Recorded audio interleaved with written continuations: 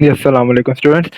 आज हमने एक्सरसाइज 2.3 को स्टार्ट करना है। 2.3 क्वेश्चन 1 है, which of the following sequences are geometric. इनमें से कौन से सीक्वेंस ऐसे हैं जो ज्योमेट्रिक है, पहली रिक्वायरमेंट।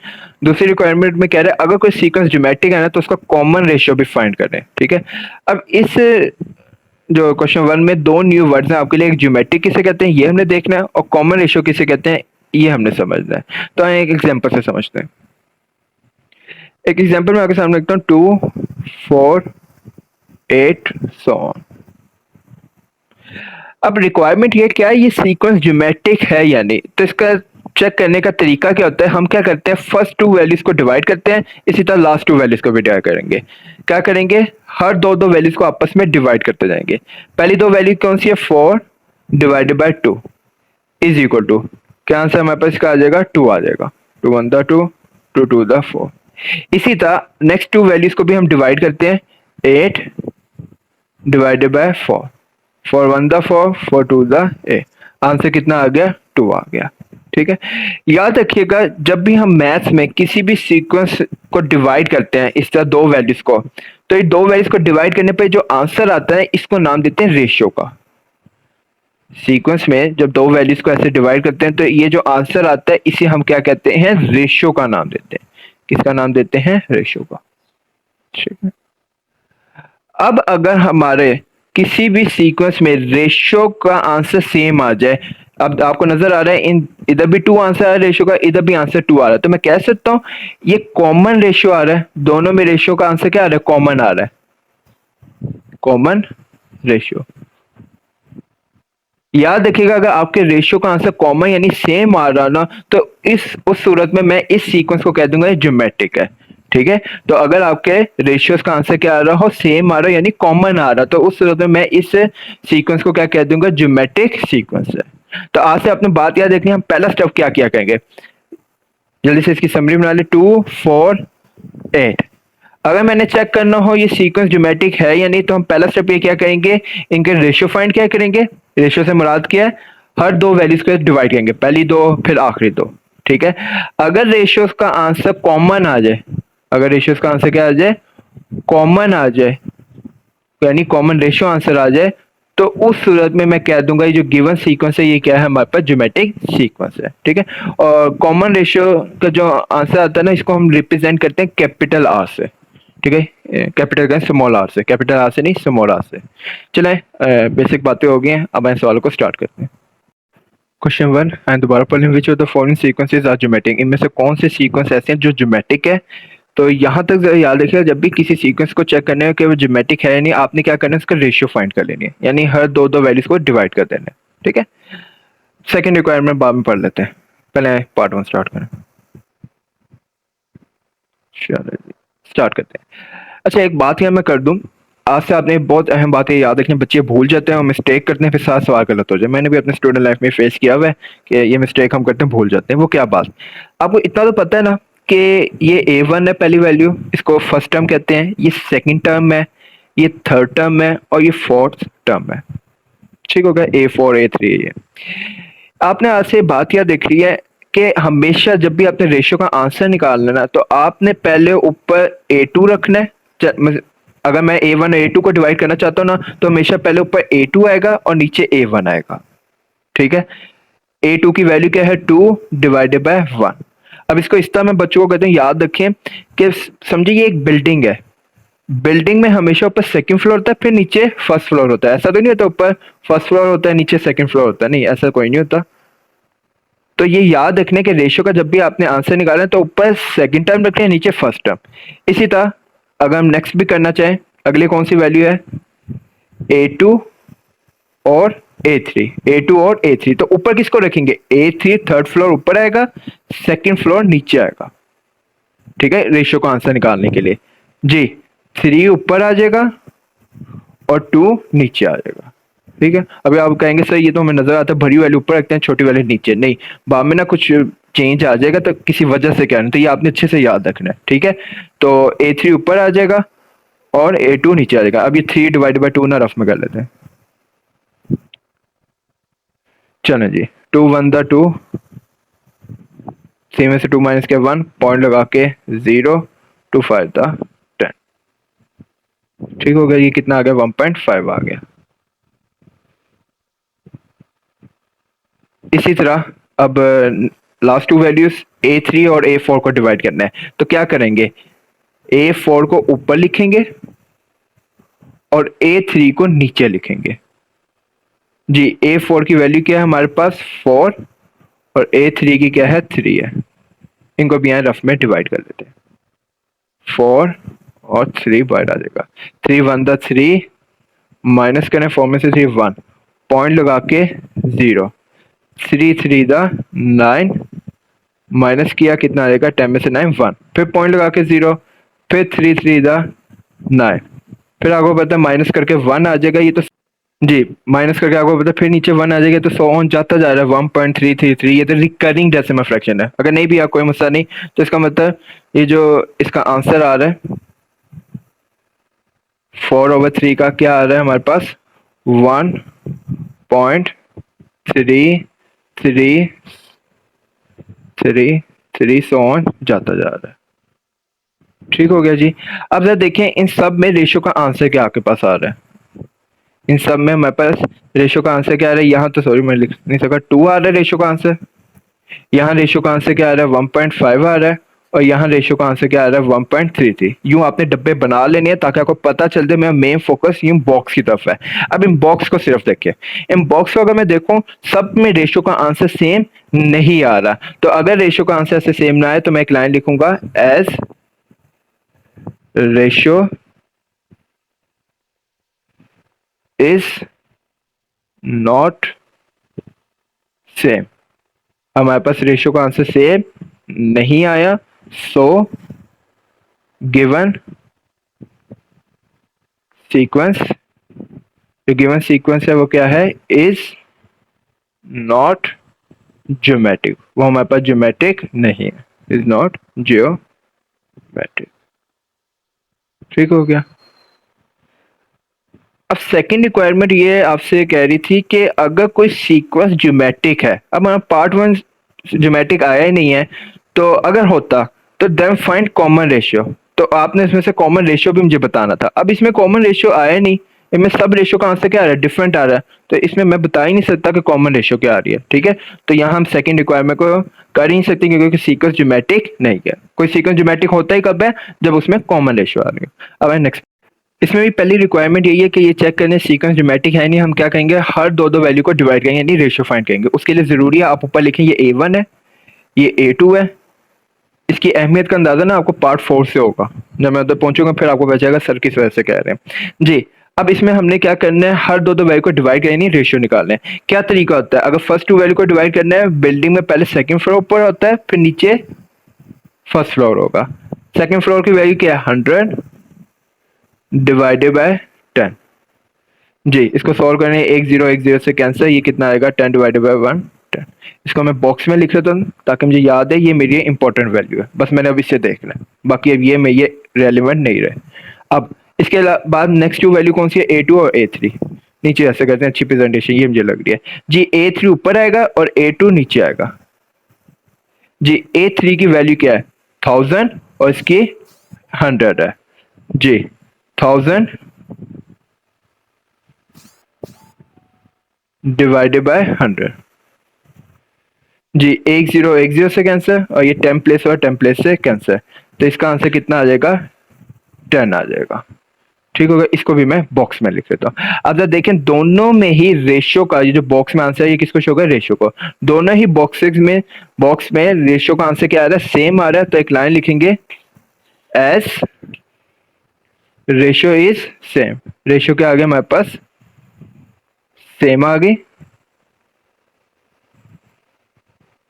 सो जो गिवन सीक्वेंस है, सो गिवन सीक्वेंस, जो हमारे पास गिवन सीक्वेंस है वो क्या है, इस जियोमेट्रिक है, वो क्या है जियोमेट्रिक है। ठीक हो गया। अब सेकंड रिक्वायरमेंट अब स्टार्ट होती है कि अगर कोई सीक्वेंस ज्योमेट्रिक है तो आपने इसका क्या फाइंड करना है, कॉमन रेशियो, यानी हमें कॉमन रेशियो का आंसर क्या आ रहा है। तो बता दें इसमें कॉमन रेशियो का आंसर क्या आ रहा है, दोनों में 10 आ रहा है, तो मैं लिख दूंगा एंड, दूसरी रिक्वायरमेंट थी and common common ratio is क्या आ रहा है, 10 आ रहा है। ठीक हो गया जी। अब आए नेक्स्ट पार्ट स्टार्ट कर। पार्ट नंबर 3 है, वैसे ही हमने एग्जांपल के तौर पे से कर लिया, लेकिन फिर दोबारा देख लें, इसमें भी चेक करने ज्योमेट्रिक है ही नहीं। क्या करेंगे, फर्स्ट टू ये पहले नाम लिख लें, ये आपने भी भूल जाना, मैंने भी भूल जाना किसी दिन। A1 A2 A3, ठीक है। अब जब हमने फर्स्ट टू वैल्यूज को 2 और 4 को डिवाइड करना है, तो सेकंड फ्लोर पहले आता है, फिर फर्स्ट फ्लोर आता है, ठीक है, ऊपर सेकंड फ्लोर होता है। 4 डिवाइडेड बाय 2, इसका आंसर कितना आएगा, 2 1 2 2 2 4, कितना आंसर आ जाएगा, 2 आ जाएगा। इसको बॉक्स में लिख लेते हैं, यानी ये डब्बा हमारे लिए बड़ा अहम है। चलो जी। इसी तरह फिर नेक्स्ट टू वैल्यूज कौन सी है, A2 और A3, पहले ऊपर तीसरा फ्लोर आएगा, तीसरा हमेशा ऊपर होता है और नीचे सेकंड होता है। ठीक हो गया जी।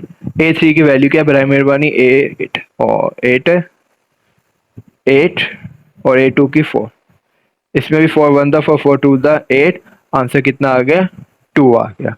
ठीक हो गया जी। तो अब देखें दोनों के रेशियो के आंसर क्या आ रहे हैं, सेम आ रहे हैं, तो वही मशहूर जमाना लाइन लिखेंगे, as ratio is same, so given sequence क्या है हमारे पास, ज्योमेट्रिक है। और ये भी बताना था इसमें कॉमन रेशियो का आंसर क्या है, तो कॉमन रेशियो का इसका आंसर क्या आ रहा है, 2 आ रहा है। ठीक हो गया। अब हम पार्ट नंबर 4 स्टार्ट करते हैं जी। पार्ट नंबर 4, इसमें भी हमने चेक करने ज्योमेट्रिक है नहीं, तो उससे पहले एक अहम काम ऊपर लिखेंगे, ये A1 है, ये A2 है और ये A3, इसलिए लिखेंगे ताकि आपको याद रहे कि आपने रेशियो में करना क्या है जी। अब जब A2 और A1 को डिवाइड करेंगे, तो हमेशा पहले ऊपर A2 की वैल्यू आएगी, ठीक हो गया जी, और नीचे किसकी वैल्यू आएगी, A1 की जी। A2 की वैल्यू क्या है, हमारे पास 8 है, और हमारे पास A1 की वैल्यू क्या है, 16 है। अब इससे कोई फर्क नहीं पड़ता कि ऊपर A2 छोटा आ गया, नीचे A1 बड़ा आ गया, हम ऊपर बड़ी वैल्यू रख लेते, नहीं, रूल आपने नहीं बनाना, जो बुक वाले ने कह दिया ना, हम दोनों ने वही अप्लाई करना रूल, ठीक है, हम अपनी तरफ से रूल बना ही नहीं सकते। ठीक है। अब 8 1 8, 8 2 16, एक आंसर आ गया 1/2। अगर आप इसको पॉइंट में भी लिखना चाह रहे हैं लिख लें, चाहे फिर बच्चे कहते हैं कभी लिखवा रहे हैं कभी नहीं लिखवा रहे, लिख लेते हैं इसको पॉइंट में जी। 1 और यहाँ पर क्या आ जाएगा, 2, पॉइंट लगा के 0, 2 5 10। ठीक हो गया। पॉइंट से पहले अगर आपने लिखना 0 लिख लें, ना भी लिखेंगे तब भी सही है जी। तो कितना आंसर आ गया इसका, 0.5 आ गया। इसको हम बॉक्स में लिख लेते हैं क्योंकि ये वैल्यू हमारी बड़ी अहम है। ठीक हो गया। अब इसी तरह नेक्स्ट टू वैल्यू कौन सी आ रही है, नेक्स्ट टू वैल्यू आ रही है 8 और 4, यानी A3 और A2। तो आए A3 divided by A2 ji. A3 की वैल्यू मुझे देख के बताएं क्या है, A3 की वैल्यू 4 और A2 की 8, 4 डिवाइडेड बाय 8, 4 1 4 4 2 8, ये भी कितना आ गया, 1/2। और अभी 1/2 का आंसर पॉइंट में निकाले, कितना आ गया, 0.5 आ गया। ठीक हो गया जी। चलो जी। अब जब दोनों में ही रेशियो का आंसर 0.5 आ गया, तो एक मशहूर जमाना लाइन लिखेंगे, as ratio is same, so given, चलिए, as ratio is same, so given sequence जो क्या है हमारे पास, ज्योमेट्रिक है। और इसमें कॉमन रेशियो की हमारे पास वैल्यू क्या आई है, 0.5, एंड कॉमन रेशियो इज 0.5 आ गया। चलिए पार्ट नंबर 5। पार्ट नंबर 5, इसमें भी हमने क्या करना है, पहले ऊपर नाम लिख लेते हैं, A1 A2 A3। ये क्यों लिख रहे हैं, ताकि हमेशा पहले सेकंड फ्लोर पर आता है, फिर नीचे फर्स्ट फ्लोर। चलें जी। अब पहली दो वैल्यू का रेशियो निकालना है, A2 डिवाइडेड बाय A1 होता है। अब यहाँ A2 की वैल्यू कितनी है, 18, A1 की कितनी है हमारे पास, 6 जी। सॉल्व कर लें, 6 1 6, 6 3 18, तो कितना आंसर आ गया, 3 आ गया। इसको डब्बे में लिख लेते हैं क्योंकि ये हमारी वैल्यू बड़ी अहम है। चलो जी। इसके बाद अगली दो वैल्यू कौन सी है, A2 और A3। तो पहले आता है ऊपर A3, फिर नीचे आता है A2। चलो जी। A3 की वैल्यू मुझे देख के बता दें क्या है, 24, और A2 की 18, 24 डिवाइडेड बाय 18, ये तो सॉल्व होगा। अच्छा, अगर कैलकुलेटर अलाउ तो बड़ी अच्छी बात है, नहीं अलाउ टेंशन की बात नहीं है। पहले काम करते हैं, छोटे टेबल से स्टार्ट करते हैं, ऊपर वाली और नीचे वाली दोनों को एक सेम वैल्यू से डिवाइड करना है, ठीक है। ऊपर वाला नंबर तो भी 12 से हो रहा है, नीचे वाला 12 सेकंड 2 से हो रहा है, ठीक है। 24 को भी रफ में अगर करना है तो कर लें, वैसे डायरेक्ट कर लेना चाहिए। 2 1 द 2, 4 बचा, 2 2 द 4, कितना आ गया 12 आ गया। और नीचे 18 है, 2 9 द 18 होता है, तो 2 12 द 2 9 द, कितना आ गया 12/9।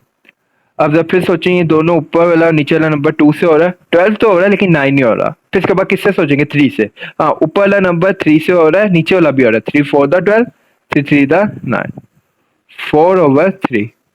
अभी हमने पार्ट 1 में किया था 4 और 3 को डिवाइड कर, मैंने प्रश्न में करा, आप जरा कर लिएगा। आंसर क्या आया था 1.33 सो ऑन, ठीक है। इसको डब्बे में लिख लेते हैं क्योंकि ये वैल्यू लाखों में एक है हमारे लिए, 1.33। चलें जी, तो ये वाला डब्बा और ये वाला डब्बा, दोनों डब्बों में रेशियो का आंसर सेम नहीं आ रहा, तो एक मशहूर जमाना लाइन लिखेंगे, एज रेशियो इज, यहाँ मैं नोट लिख देता हूँ, चालाकी से काम करते हैं, नॉट सेम, सो जो गिवन सीक्वेंस है इज नॉट ज्योमेट्रिक, तो ये जो गिवन सीक्वेंस है वो ज्योमेट्रिक नहीं है, ये लाइन तो फिर नहीं आएगी। डन जी। अब आए लास्ट पार्ट कर जी, लास्ट पार्ट। उससे पहले इनको नाम दे लें, ऊपर A1 आएगा, A2 आएगा, A3 आएगा और A4 आएगा, ठीक हो गया। रेशियो निकालना है तो क्या करेंगे, अगर A1 A2 को डिवाइड करना है तो पहले ऊपर A2 आता है, फिर नीचे A1 आएगा जी। A2 की वैल्यू क्या है 1, और A1 की भी वैल्यू 1 है, 1 divided by 1 which is equal to 1। इसको बॉक्स में लिख लें क्योंकि ये वैल्यू हमारी बड़ी इंपॉर्टेंट है। नेक्स्ट वैल्यू A2 और A3 को डिवाइड करना है, तो ऊपर A3 आएगा और डिवाइड बाय A2, ठीक हो गया जी। अब देख लें A3 की वैल्यू क्या है 0 और A2 की value 1, 0 divided by 1, 0 divided by 1 जी। तो 0 को जिससे डिवाइड करें आंसर क्या आता है 0 आ जाएगा, ठीक हो गया जी। अब इसी तरह नेक्स्ट टू वैल्यू A3 और A4, तो पहले A4 आएगा, अब यहाँ साइड पर कर लेते हैं, A4 डिवाइडेड बाय A3। अब ये जब बात अहम सुनिएगा, देखना आपको चैप्टर 1 कितना याद है, कोई नहीं ना भी हो याद, रिवाइज कर लेते हैं जी। A4 की वैल्यू क्या है 1 और A3 की वैल्यू है 0। कुछ बच्चे होते हैं कि बाद को सोचते हैं कि इसका आंसर भी 0 आएगा, नहीं, इसका आंसर 0 नहीं आएगा, इसका आंसर आता है मैथ एरर आएगा। आप इसे कैलकुलेटर पर लिखें, पहले 1, पहले 1 लिखेगा कैलकुलेटर पर, फिर डिवाइड का साइन दबाएगा और 0, ये मैथ एरर आ जाता है जिसको इस तरह रिप्रेजेंट करते हैं। इसकी ज़्यादा डिटेल में जाने की ज़रूरत नहीं है, वरना यूट्यूब भरा पड़ा, अगर आप जो देखना है तो देख लें, वरना बच्चों को कहता हूँ इसको इस तरह याद कर लें कि 1 डिवाइडेड बाय 0 एक बिल्डिंग की तरह है। अगर बिल्डिंग की बेस ही 0 होगी तो बिल्डिंग गिर जाएगी, लेकिन अगर ऊपर बिल्डिंग कि वो एक ऐसी बिल्डिंग जिसके नीचे 1 हो, यानी बेस स्ट्रॉन्ग हो और ऊपर कुछ भी ना बना हो, तो ये बिल्डिंग सलामत रह सकती है। लेकिन जिस बिल्डिंग के नीचे 0 हो, उसकी बेस नहीं स्ट्रॉन्ग होगी, वो मैथ एरर आ जाएगा। बस इससे ज़्यादा इसको डिटेल में जाने की ज़रूरत नहीं है। बाकी यूट्यूब मैंने आपको बताया भरा पड़ा है, जाके देख सकते हैं इसकी रीज़न क्या है। ठीक हो गया जी, तो ये हमारे पार्ट्स कंप्लीट हो गए। अब मैं क्वेश्चन 2 स्टार्ट करते हैं। देखिए मुझे कितनी जल्दी थी, मैंने कंप्लीट भी नहीं सवाल किया। ये एक और बॉक्स का आंसर आ गया। इन तीनों बॉक्स को देखें तो तीनों में डब्बों का आंसर सेम नहीं आया। जब आपके डब्बों का आंसर सेम नहीं आएगा तो लाइन लिखेंगे as ratio is not same, so given sequence is not geometric. तो गिवन सीक्वेंस ज्योमेट्रिक नहीं है, ये लाइन पे नहीं आएगी। ठीक होगा जी।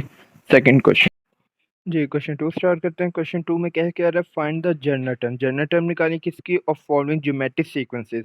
इस वर्ड से ज्योमेट्रिक सीक्वेंसेस से मुझे पता चल गया नीचे जितने सीक्वेंस है ज्योमेट्रिक के हैं। अब इनमें जनरल टर्म निकालनी है। अब इस जनरल टर्म से मुराद क्या है, आए इसे समझते हैं। मिसाल के तौर पर मैं आपके सामने एक एग्जांपल लिखता हूँ, 2 4 8 और 16। ये एक ज्योमेट्रिक सीक्वेंस है। मैंने आपके सामने एक ज्योमेट्रिक सीक्वेंस लिख दिया। याद रखिएगा ज्योमेट्रिक सीक्वेंस में ये जो पहली वैल्यू होती है ना, इसे A1 कहेंगे, इसे क्या कहेंगे A1 कहेंगे। और इसमें जो लास्ट वैल्यू होती है ना, इसे हम कहते हैं लास्ट टर्म कहते हैं। ठीक हो गया, एक नाम ये हो गया इसका। इसका दूसरा नाम हो गया जनरल टर्म, भी इसे कहते हैं जनरल टर्म। ठीक हो गया, और इसको रिप्रेजेंट करने के लिए हम इस्तेमाल करते हैं सिंबल AN का। ठीक हो गया, AN। अब इसमें जो N आ रहा है, ये किसको शो कर रहा है, ये N शो कर रहा है नंबर्स को। ठीक है, अब हम ये सोच के बताएं ये जो लास्ट टर्म आ रही है ये कितनेवें नंबर पर आ रही है, 1 2 3 4, यानी इस सीक्वेंस में जो हमारे पास लास्ट टर्म है वो A4 है। ठीक हो गया। आमतौर पर हम हर सीक्वेंस में लास्ट टर्म के सिंबल कौन से इस्तेमाल करते हैं, AN, लेकिन एन की जगह उस सीक्वेंस का नंबर आ जाता है वो किस पोजीशन पर है। तो ये लास्ट टर्म 16 है, किस पोजीशन पर, A4 पर। ठीक है। मेन बात बस आपने याद रखना है, लास्ट टर्म को रिप्रेजेंट हर सीक्वेंस के करने के लिए हम AN इस्तेमाल करते हैं। ठीक हो गया। और फिर इसके बाद एक और चीज आपको पता है, आर, इसमें से आर निकालने का तरीका क्या, अगर पहली दो वैल्यूज को डिवाइड कर दे तो हमारे पास आर की वैल्यू आती है। ठीक हो गया। ये बात याद रखनी है। अब दूसरी अहम बात, आइंदा से आपने जब भी ज्योमेट्रिक सीक्वेंस का सवाल आए तो एक फॉर्मूला ज़हन नशीन कर लेना। फॉर्मूला क्या है, AN = A1 प्लस A1 से प्लस नहीं, Rn-1। ठीक हो गया। अब ये फॉर्मूला किसका है, हमारे पास ज्योमेट्रिक सीक्वेंस का। कभी भी सवाल में आपको कहते हैं जर्नल टर्म का, ये एन किसको शो कर रहा है, जर्नल टर्म को, और जर्नल टर्म कहते हैं किससे, लास्ट टर्म को। ठीक हो गया। A1 किसको शो कर रहा है, हमारे पास A1 शो कर रहा है फर्स्ट टर्म को, जो हमारे पास फर्स्ट वैल्यू थी सीक्वेंस में उसको हम A1 कहते हैं। और आर आपको पता है किसको शो कर रहा है, हमारे पास कॉमन रेशियो को। और एन नंबर ऑफ टर्म्स, एक सीक्वेंस में कितनी टर्म्स आ रही हैं। ये जो अभी मैंने आपके सामने सीक्वेंस लिखा था इसमें कितने टर्म्स यानी वैल्यूज आ रही हैं, 4 आ रही हैं। ठीक हो गया। तो ये फॉर्मूला ज़हन नशीन कर ले, किसका है ये फॉर्मूला, हमारे पास ज्योमेट्रिक सीक्वेंस का है। ठीक है। इस फॉर्मूले से हम सारे सवाल इजीली सॉल्व कर सकते हैं, तो आए सॉल्व करते हैं। जी, ये ऊपर क्वेश्चन 2 पार्ट 1, ये हमें कोई सीक्वेंस दिया हुआ है, ज्योमेट्रिक सीक्वेंस, अभी हमने सवाल पढ़ लिया था। सो ऑन, आप अपने सामने से क्वेश्चन रख लें, आपको अंदाजा हो जाएगा। सो ऑन जाता जा रहा है ये। ठीक हो गया। आपको इस सवाल में रिक्वायरमेंट में दिया हुआ है कि आपने क्या फाइंड करनी है, जर्नल टर्म, इस सीक्वेंस की क्या फाइंड करनी है, जर्नल टर्म फाइंड करनी है। अब किसी बच्चे के ज़हन में ये मत आए, मैं पहले क्लियर कर लूँ क्या, कि ये ना कोई सोचे सर इस सीक्वेंस में जो लास्ट टर्म है यही तो जर्नल टर्म होगी, नहीं। क्यों, क्योंकि ये जो डॉट डॉट ने शो कर रही है सीक्वेंस जाता जा रहा है, इसे तो उसने कहा आपसे कि इसकी लास्ट टर्म निकाल के दें, AN, यानी जर्नल टर्म निकाल के दें, क्योंकि इसमें हमें उसने सवाल ने दिया ही नहीं होगा। ठीक है। तो सवाल का मजा ही क्या, जिसमें आंसर सामने नजर आ जाए। अब आंसर आपने खुद फाइंड करना है, तो बस ये ज़हन में रख ले, ये मिस्टेक ना करेगा। जब मैं बाज़ औक़ात देखता हूँ बच्चों को 64 को कहते हैं लास्ट टर्म में, लास्ट टर्म इसमें हमें नहीं गिवन है। सो ऑन डॉट डॉट का ही जाता जा रहा है। अब जनरल टर्म निकालने के हमने फॉर्मूला ज़हन में लाना है, वो क्या है फॉर्मूला, पहले फॉर्मूला लिखेंगे, AN = A1 Rn-1। बस अब आपने इस फॉर्मूले को देखते जाना है और देखना क्या क्या चीजें फाइंड करनी है और क्या चीज हमें गिवन है। तो आइए इस फॉर्मूले को देखते हैं। AN, मैं उनको डायरेक्ट से लिख देता हूं। AN तो जनरल टर्म को शो कर रही है, तो फाइंड करना है, क्वेश्चन मार्क। ठीक हो गया जी। आगे फिर इस फॉर्मूला कहता है आपने A1 हमें चाहिए होगा। A1 देखेंगे आपको सीक्वेंस से मिल रहा है जी। A1 की वैल्यू क्या है, हमारे पास 1 है, इधर लिख दें। A1 की वैल्यू क्या है हमारे पास 1। ठीक हो गया जी। अब आर की, इसके बाद फॉर्मूले को देखेंगे। अब फॉर्मूले में हमसे रिक्वायर्ड करे आर की वैल्यू निकालने के लिए। अब आर की वैल्यू निकालने का क्या तरीका होगा, फर्स्ट टू वैल्यूज को डिवाइड कर देंगे। फर्स्ट टू वैल्यूज को क्या कर देंगे, डिवाइड। आपको पता होना चाहिए फर्स्ट टू वैल्यू क्या है, A1 और A2। लेकिन तरीका क्या होता है, जो हमने क्वेश्चन में पढ़ा, पहले ऊपर A2 आएगा। ठीक हो गया। फिर उसके बाद किसकी वैल्यू आएगी, A1 की। पहले आएगी A2 की वैल्यू, फिर आएगी A1 की। ये बात याद रखिएगा जी। A2 की वैल्यू हमारे पास क्या है, 4, और A1 की वैल्यू हमारे पास क्या है, 1 है। तो इसका आंसर कितना आ जाएगा, नीचे लिख लेते हैं। तो R की वैल्यू हमारे पास कितनी आ जाएगी, 4 आ जाएगी। ठीक हो गया जी। तो R की वैल्यू हमने 4 निकाल दी। ये जी हमारी बड़ी अहम चीजें आ गई, A1 और R आ गए।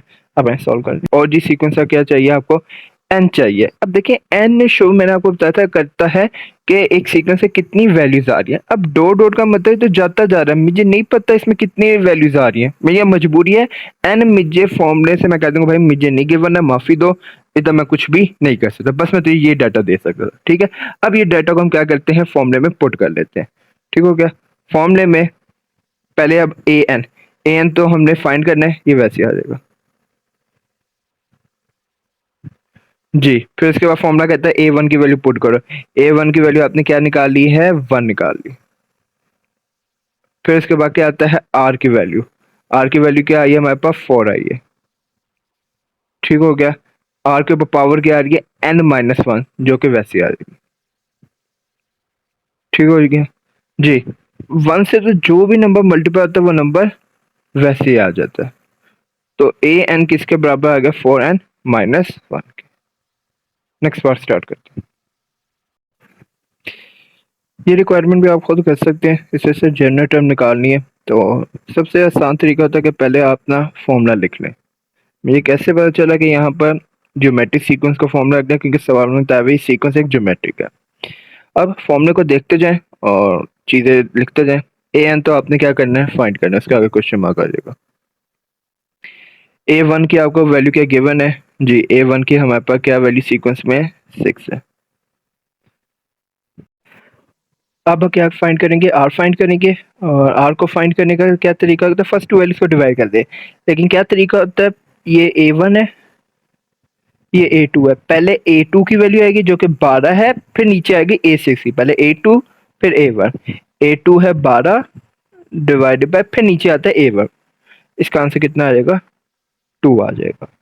अब एंड मैंने आपको बताया आप नहीं फाइंड कर सकते, क्योंकि डॉट डॉट का मतलब 100 ऑन सीक्वेंस जा रहा है। ठीक है, इसमें हमें नहीं पता कितनी वैल्यूज आ रही हैं। अब बस फॉर्मूले में वैल्यू पुट करवा दें, आपका सवाल complete. A N is equal to A one की, चलो चेंज करते हैं। ए वन की तो आपने वैल्यू क्या कर ली है, फाइंड कर ली, जो कि क्या है 6 है। और आर की वैल्यू क्या है 2, और एन की हमें नहीं वैल्यू पता, -1 वैसे आ जाएगा। अब एक बात गौर तलब है, शायद आपको ना अंदाजा हो लेकिन बतानी ज़रूरी है। ट्रू को जब आप मल्टीप्लाई करना चाहेंगे, आपसे मैं कोई 2 को मल्टीप्लाई करें 6 से तो हो गएंगे, इससे आंसर 12 आ जाएगा। इसमें से कोई मुश्किल बात नहीं है। क्यों, अब यहाँ लेकिन एक बात ऐसी है जो मैं आपको समझाना चाह रहा हूँ, इससे आपने पूरे फोकस से सुन रहे हैं। देखिए ये दोनों नंबर इस सूरत में मल्टीप्लाई है जब इनकी पावर भी सेम थी। अगर मैं आपके सामने एक और लिखूँ, 2 मल्टीप्लाई 3 की पावर 2, ये नहीं मल्टीप्लाई हो सकते। अब आप इनको मल्टीप्लाई करने की क्या करेंगे, पहले एक स्टेप में करेंगे 2 मल्टीप्लाई 3 की पावर 2 को सॉल्व करेंगे। 3 की पावर 2 क्या होती है 9। ठीक है, अब जब ये दोनों की पावर 1 हो गई है ना, फिर आपने इनको मल्टीप्लाई किया 2 9 18। ठीक है, एक और एग्जांपल सुन। अगर मैं लिखूं 2 मल्टीप्लाई 4 की पावर 2, ये दोनों नहीं हो सकते मल्टीप्लाई भी। हाँ, आप इनको सॉल्व करने के मल्टीप्लाई करने की क्या करेंगे, 4 की पावर 2 को सिंप्लीफाई करके 1 पावर बनाएंगे। 4 की पावर 2 क्या होती है 16, और ये आ जाएगा 32। ठीक हो गया। अब बात जो मैं समझाना चाह रहा हूँ, अब जिस नंबर के अगर 2 को मैं एक ऐसे नंबर के साथ मल्टीप्लाई करता हूँ जिसके ऊपर वेरिएबल आ रहा है, अब मैं एक्स को क्या 1 पावर में कन्वर्ट कर सकता हूँ। वो एक तरीका होता है, मैं नाम नहीं वो लेना चाह रहा, आपके लेवल पर वो तरीका नहीं है। ठीक है, तो आपके लेवल पर जितना आपको समझाने की जरूरत है बस मैं उतना ही समझाऊंगा जितना बुक में लिखा हुआ है। अब ये दोनों नंबर मल्टीप्लाई नहीं हो सकते, क्यों, ये पावर 1 है, ये पावर एक्स है। तो इस सूरत में ना मैं बस इनको ऐसे इकट्ठा करके लिख दूंगा, बस यही मेरी मजबूरी है। मैं एक्स की पावर को सॉल्व करके 1 पावर में कन्वर्ट कर ही नहीं पाऊंगा। ठीक है, यही वजह है। हो गया, ये जो आंसर हमारे पास है a N is equal to 6 multiply 2 की पावर n-1 आई है। इसमें पावर में दो चीजें आ रही हैं, n-1, ये 6 से नहीं मल्टीप्लाई हो सकते। इसकी पावर 1 है, इसकी पावर n-1 है। तो मजबूरी के तहत मुझे क्या करना पड़ेगा, यहाँ पर स्टॉप करके ए एन का यही आंसर लिखना पड़ेगा। हालांकि तरीका है कि इसे आगे मजीद सॉल्व किया जा सकता है, लेकिन आपके बुक में इसकी डिस्कशन ही ना मैं करना चाहूंगा। ठीक होगा जी, तो बस इसको हम यहीं पे छोड़ देंगे और यही हमारा करेक्ट आंसर होगा। जी, पार्ट 3 में भी जनरल टर्म फाइंड करनी है तो क्या करेंगे, पहले फॉर्मूला लिखेंगे a N is equal to A one r n -1। ठीक हो गया। ए एन फॉर्मूले को मैंने देखा, पहले फॉर्मूले में ए एन चाहिए, वो तो मैंने फाइंड करना है, मैं कहा ठीक हो गया। फिर उसके बाद फॉर्मूले में ए वन आया, वो मुझे वैल्यू गिवन है सीक्वेंस में क्या 15। ठीक हो गया। फिर उसके बाद आर चाहिए तो फॉर्मूला कह रहा है, तो आर की वैल्यू कैसे आएगी, फर्स्ट 2 टर्म्स को डिवाइड करते हैं, 45 डिवाइडेड बाय 15। 15 वन द 15 होता है, 15 थ्री द 45। तो आर की वैल्यू कितनी आ गई, 3 आ गई। ठीक है, और फॉर्मूले में जो एन आ रहा है आपको पता हो तो हम फाइंड नहीं कर सकते। बस आए फॉर्मूले में मुझे वैल्यू पुट करवा दें। चले वैल्यू पुट करें फॉर्मूले में, ए एन तो फाइंड करने वैसे रहा जी, ए वन 15 है, आर की जगह क्या आएगा 3, और होल पावर n-1 वैसे रहा। अब मुझे मजीद एक्सप्लेन करने की जरूरत है, यही हमारा क्या आ जाएगा, फाइनल आंसर आ जाएगा। अगर कोई बच्चा डायरेक्ट पार्ट 3 सुनने आया ना तो खुदा का वास्ता प्लीज पार्ट 2 जाके दोबारा सुनो, तो मैं डिस्कशन कर चुका हूँ, ये दोनों वैल्यू मल्टीप्लाई नहीं हो सकती। लास्ट पार्ट, इसमें भी हमने ए एन निकालना है, तो ए एन निकालने के पहले एक दफ़ा फॉर्मूला लिखेंगे, ए वन आर n-1 जी। फॉर्मूले को अब देखते रहेंगे, ए एन तो फाइंड करना है, फिर ए वन की वैल्यू हमें क्या सीक्वेंस पे गिवन है 200। आर निकालना है, आर निकालने के फर्स्ट टू वैल्यूज को डिवाइड कर लेंगे। अब यहाँ बच्चे मिस्टेक कर जाते हैं, फर्स्ट टू वैल्यूज को डिवाइड करने का तरीका क्या होता है। ये अगर A1 है, ये A2 है, तो आर कहता है जब भी आपने फर्स्ट टू वैल्यू को डिवाइड करना है तो A2 को हमेशा पहले लिखना है, A1 को हमेशा नीचे लिखना है। ठीक हो गया। अब यानी पहले ऊपर 100 आएगा क्योंकि A2 की जगह 100 है, और फिर नीचे आएगा 200। इसी तरह अगर कोई बच्चा कहता नहीं मैंने दरमियान वाली A2 A3 को डिवाइड करना है, तब भी यही असूल होगा, पहले ऊपर A3 आएगा फिर नीचे A2 आएगा। अगर कोई कहता नहीं मैं आखिरी दो को डिवाइड करना है A3 A4 को, तब भी ये असूल होगा, A4 ऊपर आएगा यानी 25 ऊपर और A3 नीचे आएगा। ठीक है, अभी तो मैं आखिरी दो वैल्यू को डिवाइड कर पहली दो को कर रहा हूँ A1 A2 जो कि 100 और 200 है। तो पहले ऊपर 100 आएगा, A2 डिवाइडेड बाय A1 क्या है 200। सॉल्व कर लें, 0 0 से कैंसिल, तो आर की वैल्यू 1/2। कोशिश करें इसको फ्रैक्शन वो पॉइंट्स में ना लिखें, फ्रैक्शन में रहने जी। अब आए फॉर्मूला में वैल्यू पुट करवा दे। फॉर्मूला क्या है, ए एन, वैसे रहा A1 की जगह क्या आ जाएगा 200, 200। आर की जगह क्या आ जाएगा 1/2, और जिसके ऊपर होल पावर आ रही है n-1 वो वैसे रहेगा।